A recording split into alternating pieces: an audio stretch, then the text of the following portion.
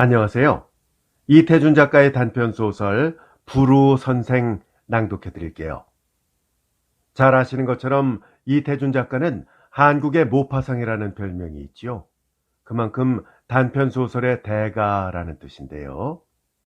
분량은 짧지만 울림은 결코 작지 않은 좋은 작품들, 감동적인 작품들을 많이 썼습니다. 저희 채널에 이태준 작가의 작품들이 많이 올라가 있으니까 참고하시고요. 검색 가능합니다. 그리고 재생 목록에 들어와 보시면 각 작가별로 작품들을 모아 놓았으니까 꼭 방문해 보시기를 바랍니다. 혹시 검색이 좀 불편하신 분들은 본 동영상 설명란에 들어오시면 링크가 걸려 있으니까 좀 더 손쉽게 만나보실 수 있겠습니다. 작가에 대한 자세한 설명은 역시 본 동영상 설명란을 참고하시기 바랍니다. 그럼 지금부터 작품 만나보시죠. H군과 나는 그를 불후선생이라고 부른다. 불후선생을 우리가 처음 알기는 작년 여름 돈이동 의신여관에 있을 때다. 하루는 다 저녁 때 늙은 손님 하나가 주인을 찾았다. 이리 오너라. 부르는 소리만은 아마 그 집 대문간에서 나던 소리 중에는 제일 점잖고 위풍이 있었으리라 생각한다. 눈딱불이 주인마님은 안마루에 앉아 저고리 가슴을 풀어헤치고 콩나물을 다듬고 있다가 너무나 놀라워서 허겁지를 해 일어섰던 것이다. 객실이 너저란 많지 우리 같은 무직자들이나 유직자들이라고 해도 무슨 보험회사 외교원 같은 입심으로 사는 친구들만 모여들어 그 악은 혼자 부리면서도 늘 밥값은 받는 것보다 떼이는 것이 더 많은 만화님이라 찾아온 손님이 그 목소리만 저음자는 듯하여도 개서 더한 반가움은 없는 듯하였다. 주인마님은 저고리를 여미고 가래 끓는 목청을 다듬으며 네 소리를 거듭하며 달려나왔다. 그때 문간방에 있던 H군과 나는 저 마누라의 능청 떠는 걸 좀 보리라 하고 잠잠히 문간 쪽을 엿듣고 있었다. 그랬더니 우리의 상상과는 딴판으로 주인마님의 목소리는 고분고분하지가 않았다. 고분고분은 그만두고 무뚝뚝한 것도 지나쳐 반역정을 내는 데는 너무나 의외였다. 당신이 찾았소? 누구를 보려고? 아니, 누구를 보러 온 게 아니요. 여관 영업회가 붙었으니 묵으러 온 것이지. 무슨 손님이 보따리 하나 없단 말이요? 이게 여관업자로 무슨 무례한 말씀이요? 보따리가 밥값 내요? 주인 마누라는 겉보기와 속마음은 딴 사람이었다. 아니, 겉과 속이 다르다기보다 H군의 말 맞다나 금붕어에다 비긴다면 그 마나님은 겉과 속이 꼭 같은 사람이었다. 눈알이 붉어진 것도 금붕어요. 얼굴이 붉고 궁둥이가 뒤룩뒤룩 하는 것도 금붕어요. 또 마음이 유순한 것도 금붕어 같은 마님이었다. 팔자 타령과 함께 역정이 날 때는 집을 불이라도 지르고 끝장을 낼 것 같다가도 그녀는 오래 성내고는 자기 속이 견디지 못하는 성미였다. 밥값들을 안 낸다고 방마다 문을 열어젖히고 야단을 친 그날일수록 오히려 옷가지를 잡혀다가라도 반찬을 특별하게 차려 내놓는 인정 많은 마나님이었다. 그래서 그날도 처음 나가 말 나오듯 해서야 그 손님이 어딜 문 안에 들어서다니 단박 쫓겨나가고 말 것 같았지만 결국은 우리 있는 옆방으로 방을 정해 들여앉힌 것이다. 과연 그 손님은 목소리만은 점잖스러웠다. 의복이 초췌해 그렇지 신수도 좀스럽거나 막된 사람은 아니었다. 그는 후줄근한 모시 주위에 메꾸 모자는 3년상을 그 모자로만 치르는지 먼지가 덮개로 앉고 배의 헝겊조차 땀에 얼룩이 져 있었다. 텟도리에 벗어놓았다가 다시 집어 텟마루 위에 올려놓는 신발도 그리 대단스럽지는 못한 누루퉁퉁한 고무신이었다. 이 새로 든 손님은 우리 방에서 같이 저녁상을 받게 되었다. 그가 든 방은 겨우 드나드는 문 하나밖에 없어 낮에도 어둡고 바람이 통치 않아서 웃돈을 받고 있으래도 못 견딜 방이다. 그래서 주인 마님도 여름만 되면 아예 휴등을 해두고 말기 때문에 늦은 저녁을 불 있는 우리 방에서 같이 먹게 된 것이다. 우리는 밥상을 받기 전에 이웃방 손님과 통성을 하였다. 그는 우리에게 존장벌이 훨씬 넘는 중노인으로 이름은 송아무개라고 하였다. 그는 별로 말이 없어서 한 손으로 부채질만 하면서 밥만 급한 듯 퍼먹었다.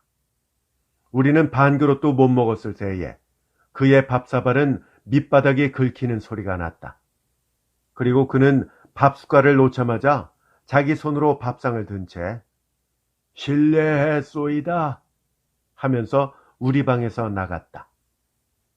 그날 밤이다. 우리는 저녁 후에 가까이 있는 파고다 공원에 가서 두어 시간을 보내고 오니까 우리 옆방, 그 굴속 같은 어두운 방 속에선 왕왕 글 읽는 소리가 났다. 물론 새로 든 그 방 주인의 소리겠지만 그렇게 청승스럽게 잘 읽는 소리는 처음 들었기 때문에 우리는 귀를 빼앗기고 듣고 있었다. 그때는 무슨 글인지 몰랐으나 구런이 기방에니 행음택반할 새 안색이 초췌니 하던 그 마디를 생각해보면 구런의 어부사를 읽었던 모양이다. 우리는 그 글소리에 무조건 하고 그에게 경의를 느꼈다. 그리고 송 선생님 하고 그를 찾아 그 방은 더우니 우리 방에 와서 자자고 청하였다. 그는 조금도 사양없이 우리 방으로 왔다. 그리고 우리가 한 가지를 물으면 두 가지, 세 가지씩 자기의 신변담을 비롯하여 밤이 깊도록 떠벌렸다. 그때 그의 말 중에 제일 선명하게 기억되는 것은 자기는 10여 년 전만 하여도 처녀석 추수를 받아먹고 살던 귀인이었다는 것과 그 재산이 한말 풍운 속에서 하룻밤 꿈처럼 얻은 것이라 불순한 재물인 것을 깨닫던 날부터는 물 퍼내버리듯 하였다는 것과 한동안은 시대일보에도 중요 간부였었고 최근에 중외일보에도 자기가 사안파역을 한 사람 중에 하나였다는 것과 오늘의 자기는 이렇게 행색이 초췌해서 서울을 객지처럼 여관으로 돌아다니지만 6 식구나 되는 자기 집안이 모두 서울 안에 있다는 것과 이렇게 여관으로 다니는 것은 집에선 끼니가 간데없고 친구들의 신세도 씩씩할 뿐만 아니라 친구들이라야 모두 문사 간부급의 인물들이라 그들의 체면도 생각해야겠고 또 그네들이 요즘 와선 무슨 은행이나 기업회사의 중역처럼 안이꼬움 부리는 것이 메스꺼워 찾아가지 않는다는 것과 또 이렇게 여관으로 다니면 동지라 할까? 나 같은 사람도 알아주는 사람을 만날까 함이라는 것, 이런 것들이다. 그러면 송 선생은 송 선생을 알아주는 사람을 만나면 무슨 일을 하시겠소? 우리가 물었더니 그는 알아만 주는 것으로 일이 돼요. 돈이 나올 사람이라야지 하였다. 돈도 많이 낼 사람이라면 말이에요. 나 그럼 신문사 하겠소. 요즘도 셋이나 있긴 하지만 그것들이 신문사요.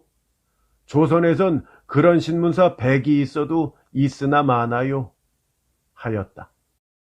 선생님 댁은 서울이라면서 이렇게 다니시면 댁 일은 누가 봅니까? 자제분이 보나요? 나 철난 자식 없소. 어머니가 아직 생존해 계시고 여편네하고 과수된 재수 하나하고 딸년 둘하고 아들이라곤 이제 12살 나는 것 하나하고 모두 6 식구가 집에 있지만은 난 집안일 불구하지요. 불구 안 한 데짜 별도리가 무해요만. 그럼 댁에서는 달리 수입이 계십니까? 수입이 다 뭐예요? 굶는데 졸업들이 돼서 잘들 견디지요. 몇 달에 한 번 혹 그 앞을 지날 길에 들여다보아야 그렇게 굶고들도 한 명 축 가는 법도 없지요. 정이 굼다 못 견디면 도적질이라도 하겠지요. 그럼 도적질이라도 하게 두신단 말입니까? 그때 H군이 물어본 말이었다. 그는 늙었지만 정력이 가득 차 보이는 눈이 더 한층 빛나며 태연히 이렇게 대답하였다. 내가 내 식구들만 먹이기 위해서 도적질을 한다면야 그건 죄가 되지요. 그러나 제각기 제 배가 고파서 훔치는 건 벌 받을 만한 죄악은 아니겠지요. 나는 그렇게 생각하고 아무런 책임감도 없이 다니요. 그날 저녁 그는 우리 방 윗목에서 잤다. 드러누워서 어찌 방귀를 뀌는지 H군이 견디다 못해 무슨 방귀를 그렇게 뀌느냐고 하니까 그는 호랑이 방귀라고 하였다. 그게 무슨 말이냐니까 끼니를 규칙적으로 못 먹고 몇 개씩 굶었다가 생기면 다부지게 먹으니까 창자 속에 이상이 일어난 표라고 하였다. 그 이튿날 아침도 주인 마나님은 이 허술한 손님에게 조반을 주었다. 그리고 조반상이 끝나자 나와서 어서 두어 끼 자셨으니 다른 여관으로 가시오 하였다. 그러나 손님도 손님이라 노염도 타지 않고 여관에서 객을 마다하다니 참 하였다. 왜 객을 마답니까 누가? 그럼 선금을 내시구려. 돈 잡히고 밥 사먹는 녀석이 어디 있어? 그럼 어서 나가세요. 나 두 끼 밥값도 안 받을 테니까 어서 가시오. 별꼴 참 다 보겠군. 댁이 내게 무슨 친정부치나 되시오? 무슨 턱에 내 집에 와서 성화요? 암만 있어야 밥 나올 줄 아시오? 안 내보내면 굶고 견뎌보리다. 그날 저녁은 정말 우리 밥상만 나왔다. 그러니 덥다는 핑계로 사실 그의 방엔 들어앉아 있을 수도 없었지만 우리 방에 와 있으니 사람을 옆에 놓고 더구나 우리는 점심이나 먹었지만 그는 긴 여름날 하루 그냥 앉아 배긴 사람을 모르는 체하고 우리만 먹을 수가 없었다. 같이 좀 뜨십시다. 아니요. 나는 노형네와 달리 잘 굶소. 아무렇지도 않소. 노형네가 미안할 것이니 저녁상이 끝나도록 나는 내 방에 가 있으리다. 하고 일어섰다. 그러나 우리는 일어서는 그를 잡아 앉히었다. 그리고 수저를 내오라고 어멈을 부르려니까 그는 여기 있노라 하면서 조끼에서 커다란 칼을 집어내었다. 그 칼은 이상한 칼이었다. 철물전에 가면 혹 그 비슷한 것은 있어도 그와 똑같은 것은 나는 아직 보지 못하였다. 어찌 생긴 칼인고 하니 칼은 칼 모양으로 되었는데 칼만 달린 것이 아니라 병막에 뽑는 것, 국물 떠먹기 좋은 움푹한 숟가락, 서양 사람들이 젓가락 대신으로 쓰는 사시창까지 달린 칼이었다. 그는 숟가락을 잡아 뽑고 사시창을 잡아 뽑고 하더니 한 끝으론 밥과 국을 떠먹고 한 끝으론 김치 쪽을 찔러 먹는데 젓가락을 들었다 놓았다 하는 우리보다 더 빨리 더 편리하게 먹었다. 그리고 오이지가 긴 것이 있으니까 칼날까지 열어 젖히더니 숭덩숭덩 썰어가면서 먹었다. 그 칼은 그에게 없지 못할 무기 같았다. 그는 그 이튿날 아침에도 우리 조반상에서 그 완비한 무기를 사용하였다. 그리고 우리가 밖에 나갔다가 저녁에 들어오니까 그는 자기 방에도 우리 방에도 있지 않았다. 주인 마님에게 물어본즉 내어 쫓았다 했다. H군과 나는 그가 없어진 것을 적이 섭섭하게 느꼈다. 그래서 며칠 동안은 그의 인상을 이야기하며 그를 부루 선생이라고 부르기 시작한 것이다. 우리가 이 부루 선생을 다시 만나보기는 그 후 한 달쯤 지나 삼청동에서다. 그는 석양이 가까운 그늘진 삼청동 골짜기에서 그 곡선미도 없는 비쩍 마른 몸뚱이를 벌거벗고 서서 돌 위에서 무엇을 털럭털럭 밟고 있었다. 가만히 보니 두루마기는 빨아서 풀밭에 널어놓고 적삼과 중이를 말리다 말고 구김살을 펴느라고 밟고 섰는 꼴이었다. 저런 궁상 좀 보게 하고 우리는 웃었지만 그가 부로 선생인 것을 알고는 반가워 그냥 지나쳐지지가 않았다. 이게 웬일들이시오? 하고 말은 그가 먼저 내었다. 네, 송 선생을 여기서 뵙네요. 하고 우리가 바투가지 못하고 머뭇거리니까 이거 실례요. 하고 껄껄 웃었다. 그러면서도 여전히 털럭털럭 빨래를 밟는다. 왜 댁에 들어가서 빨아 입지 않으시고 손수 이렇게 하십니까? 빨래 좀 해 입으려고 2-5달 만에 들어갔더니 집이 없어졌구려. 없어지다니요? 잡혀먹고 3-4년이 될 때까지 이자나 어디 물어왔겠소? 우리는 벌거벗은 그와 마주 섰기 민망하여 길게 섰지는 못하고 이내 헤어졌다. 우리는 그의 곁을 지날 때 땅바닥에 펼쳐놓은 조그만 손수건 위에서 그의 전 소유물을 일별할 수 있었다. 전 소유물이래야 노랗게 절은 참대 물부리 하나, 유지 부채 하나, 반나마 다른 빨래비누 하나, 그리고는 얘의 그 칼인데 역시 그 칼이 제일 값나가는 재산 같았다. 그 후 우리는 부로 선생을 거의 잊고 있었다. 그러다가 내가 어제 우연히 행길에서 그를 만난 것이다.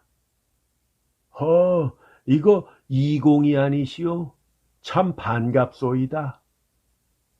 그가 먼저 나를 알아보고 손을 내밀었다. 나도 반가웠다. 그러나 그를 초췌한 행색 그대로 다시 만나는 것은 조금 섭섭하였다. 그간 어떻게 지내셨습니까? 무슨 사업이나 좀 잡으셨습니까? 사업이라니요? 그저 그렇지요. 그런데 이공, 내가 시방 시장하오. 어디 좀 들어가서 앉읍시다. 그리고 내 이야기도 좀 들어주시오. 나는 그와 어느 청요리집으로 들어갔다. 이공, 그렇게 낙관이던 그의 눈에는 눈물이 핑그러 어리었다. 네? 사람 목숨처럼 궁상스럽고 질긴 게 없구려. 아니, 왜 그렇게 언짢은 말씀을 하세요? 더운 걸 좀 자시겠어요? 아무거나 값싼 것으로 시키슈. 내가 죽을 걸 살지 않았소. 글쎄, 신상이 매우 상하셨습니다. 상하다 뿐이겠소. 월여 전에 전차길을 건너다가 그만 전차에 뒤통실 받쳤지요. 그걸 그 당장에 전차쟁이들이 하자는 대로 못난 체하고 쫓아가서 병원에 입원을 하고 고쳤더라면 그다지 생고생은 안 했을 것인데 그 녀석들 욕을 몇 마디 하느라고 고집이 나서 따라가질 않고 그저 바람을 쐬고 다녔구려. 그랬더니 골속이 붙지 않나요? 이런 죄기.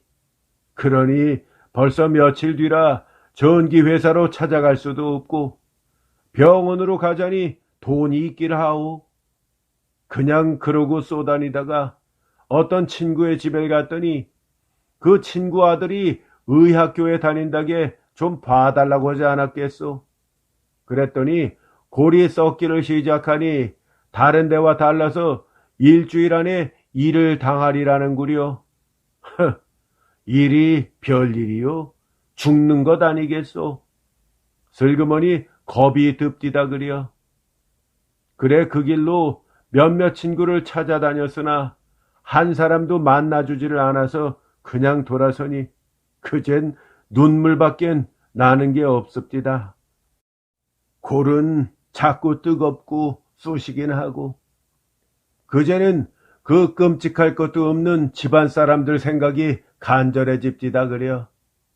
그래서 네 집 뜰 아랫방이란 말만 듣고 가본 적은 없는 데를 두루 수소문을 해서 찾아가지를 않았겠소. 그러나 촐촐이 굶주리는 판에 돈 한 입 들고 들어가지는 못하나마 병신이 돼서 죽으러 들어가고 보니 누가 반가워하겠소? 참 댁에서도 경황이 없으셨겠습니다. 경황이 무엇요? 그래도 남 아닌 건 어머니밖에 없습디다. 눈 어두우신 어머님이 자꾸 붙들고 밤새 울으셨지요. 참 내가 불초자요. 하고 그의 눈엔 눈물이 다시 핑그러 돌았다. 그래, 어떻게 일어나셨습니까? 그저 죽을 날만 기다리고 있는데 하루는 어느 친구가 어디서 들었는지 알고 인력거를 보냈습디다 그려. 그땐 그만 자격지심에 그까지 그냥 죽어버리고 말려고 하는데 집안 사람들이 기어이 끌어내서 병원으로 가지 않았겠소. 그러나 병원에선 보더니 한다는 소리가 때가 늦었으니 가만히 나가 있다가 죽는 것이 고생은 덜 한다고 그러는구려. 그러니 꼴만 점점 더 사납게 되지 않았소. 그래, 죽더라도 칭원을 안 할 테니 수술을 하라고 했지요. 뭐 내가 살고파서 수술을 하라고 한 건 아니요. 경칠놈의 세상, 사람을 너무 조롱을 하는 것 같더라니 악이 나서 대들은 셈이지요. 그래서 이렇게 다시 살아났구려. 그때 죽었으면 편했을걸. 다시 이렇게 욕인 줄 모르고 살아다니는구려. 참 머리에 흠집이 크게 나셨군요. 고생한 데다 대면 흠집이야 아주 없는 셈이지요. 아무튼 불행 중 다행이십니다. 욕이지요. 이렇게 살아나서 이 선생을 또 만나는 건 반가워도 이렇게 신세지는 게 다 욕이 아니요. 원 별 말씀을요. 음식이 올라왔다. 나는 빼가를 들어서 그의 전에 가득히 부었다. 자, 드시지요. 네. 그런데 요즘 일중 문제가 꽤 주의를 끌지요. 한다. 글쎄요. 저는 그런 방면엔 문외한입니다. 하니까 그럴 리가 있소. 저렇게 발발한 청년 시기에 요즘 극동풍운이 맹랑해지거든. 하는 데는 부르 선생은 돌연히 지난 여름 의신여관에서 보던 때와 같은 형형한 정열의 안광이 빛나기 시작하였다. 그리고 그는 나의 음식을 먹으면서도 나를 자기가 먹이는 듯 무엇인지 나를 압박하는 것이 있었다. 청요리집을 나와서 송 선생 어디로 가시렵니까? 하니까 아무 데로나 가지요. 어서 먼저 가시오. 하고는 물끄러미 서서 때 묻은 두루마기 자락을 바람에 날리며 내가 전찻길로 나오는 것을 바라보았다. 이태준 작가의 단편소설 부루 선생 낭독해드렸습니다. 재밌게 잘 감상하셨는지요?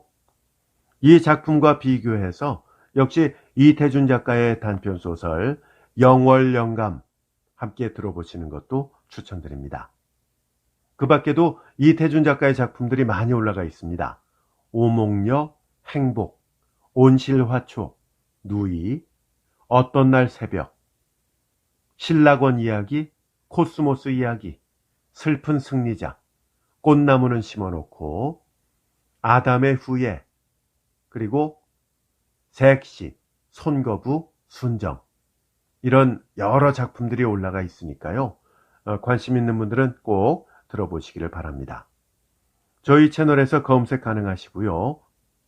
그리고 재생 목록에 보시면 각 작가별로 작품들을 모아 놓았으니까 좀 더 쉽게 만나보실 수 있겠습니다. 혹시 검색이 불편하신 분들은 본 동영상 설명란에 들어오시면 링크 걸려 있으니까 참고하시기 바랍니다. 끝까지 함께 해주셔서 대단히 감사합니다. 다음에 더 좋은 작품으로 함께 할게요. 안녕히 계십시오.